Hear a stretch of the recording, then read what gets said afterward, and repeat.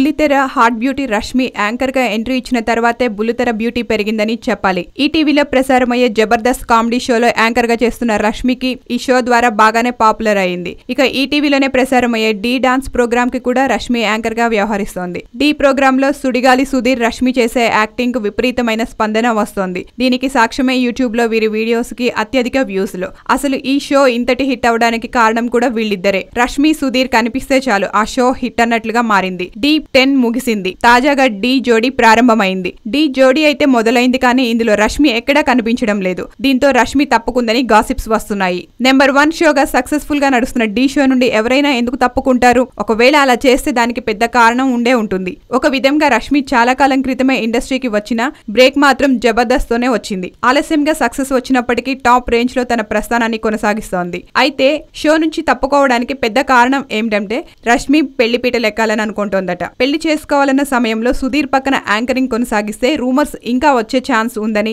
అందుకే అలాంటి వాటికి ఎంత మాత్రం అవకాశం ఇవ్వకూడదన్న ఉద్దేశంతోనే బంగారం లాంటి డి షోను యాంకరింగ్ ను వదులుకోవడానికి సిద్ధమైందట. గతంలో ఎన్ని గాసిప్స్ వచ్చినా అప్పుడు పెళ్లి ఊసు లేనందున అలాంటివేమీ పట్టించుకోకుండా సుధీర్ తో యాంకరింగ్ పంచుకుంది. అయితే జోరుగా పెళ్లి ప్రయత్నాలు జరుగుతున్న వేళ ఇలాంటి నిర్ణయం తీసుకుందట. మొత్తానికి రష్మి నిర్ణయంలో నిజాయితీ కనిపిస్తోందని టాక్ వినిపిస్తోంది. హాయ్ అందరికీ నమస్కారం, నేను మీ మధుప్రియ.